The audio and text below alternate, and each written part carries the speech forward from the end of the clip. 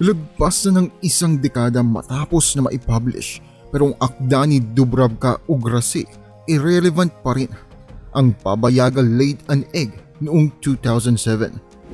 Tinuligsa nito kung paano natin binaba ang mga tao, lalo na ang mga babae sa kanilang mga katawan at mga edad.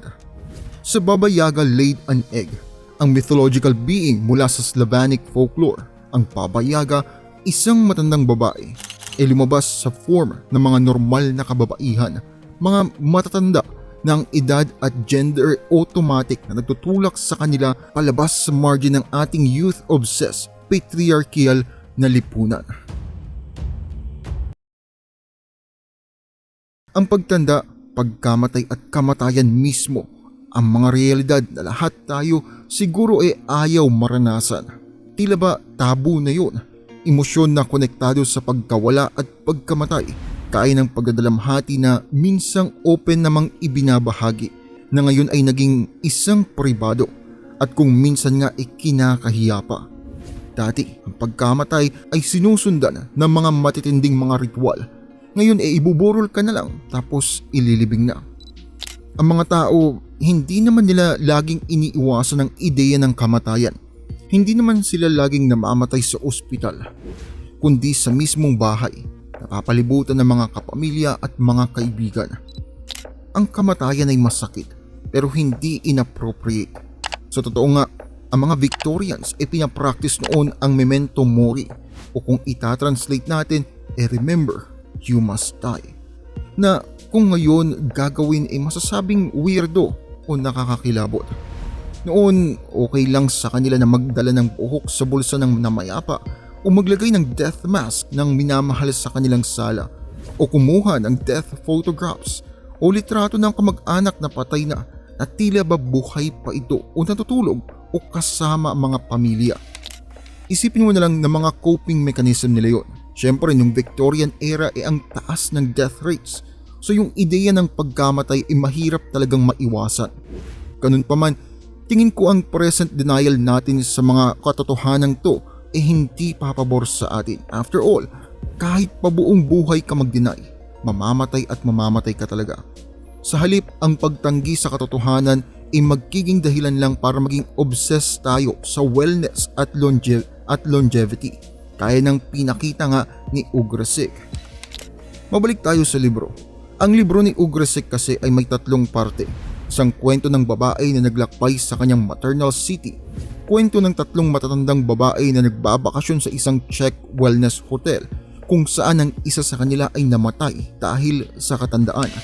At ang academic commentary tungkol sa 2 kwento nagpapaliwanag sa kanilang koneksyon sa Baba Yaga myth. Ang mga kwentong yon ay hindi lang basta kwento ng pagtanda, kundi ng mismong ageism na nagpapakita sa atin kung papaano ang ageism ay nagfe-feed sa sexism at vice versa. Lalo na yung pangalawang kwento na naganap sa spa na isang magandang metaphor para sa ating obsession sa wellness at longevity. At naganap ang kwento sa loob ng 6 na araw. Isa itong kakaibang tula, katulad ng Slavonic mythologies na tinutukoy nito. Kaya sa kwento, ang mga tala ni Ugrasik ay nagsisilbing allegory para sa edad at sa pagtanda. Ang Baba Yaga laid an egg ay pinablish bilang parte ng The Myths series na nagfe-feature sa mga writers at folklores mula sa iba't ibang bahagi ng mundo. Si Ugrasik na nagmula sa Croatia ay nag-focus sa pinaka-pervasive na Slavonic mythology beings, ang Baba Yaga, at kung papaano siya nakakonekta sa patriarchy, ageism at contemporary feminism. Sa pagsasummarize nga ni Ugrasik, sa ngayon si Baba Yaga ay kilala sa mundo bilang isang matandang babae, isang mangkukulam. Kung ano ang pinaka-worst na imagination mo sa isang matandang mangkukulam, siya na yun. Ang pag-illustrate kay Baba Yaga ay isang cautionary tale para sa mga babae. Tila ba pabala na kung ikaw ay pangit, tatanda kang mag-isa, kaya ng nasa fairy tale. Ayon kay Ugrasik, yun ang dahilan kung bakit marami sa mga kababaihan ngayon ay nagpapa-plastic surgery, lalo na ang rhinoplasty. Ang psychological at societal side effect noon ay dahil sa ang mga babae consciously tinatakwil ang sarili nilang symbolic power at nagsasubmit na lang sa konsepto ng kagandahan ang mga lalaki. Dahil sa ang malaking ilong ay traditionally simbolo ng pagiging matalino, ang feature na yon ay ayaw nila sa mga babae. Ang isa pang trait ni Baba Yaga ay wala siyang anak. At kung may mga anak siya, ang mga anak niya, lalo na kung babae, ay kakainin daw ni Baba Yaga. Sa madaling salita, tinadhana si Baba Yaga na maging mag-isa, isang outcast sa dulo ng lipunan. Ang isang matandang babae na nabubuhay mag-isa ay delikado. O di ba? Kitang-kita kung papaano hinuhulma sa masamang imahe ang normal naman na konsepto ng pagtanda. Sa mga babae nga lang, kay Baba Yaga ang kanyang tahanan na kapag inabandona niya tila nagdadala ng kapahamakan sa bidang lalaki sa kwento. Tila dapat niyang ibalik ang mangkukulam kung saan ito nararapat, sa bahay nito. Sa Baba Yagalogy ni Ugresek, nare-recognize natin ang mga narrative patterns kaya ng denial sa paglakbay ng mga babae. Ang bahay ay pambabae lamang, ang malakas na babae ay isang halimaw.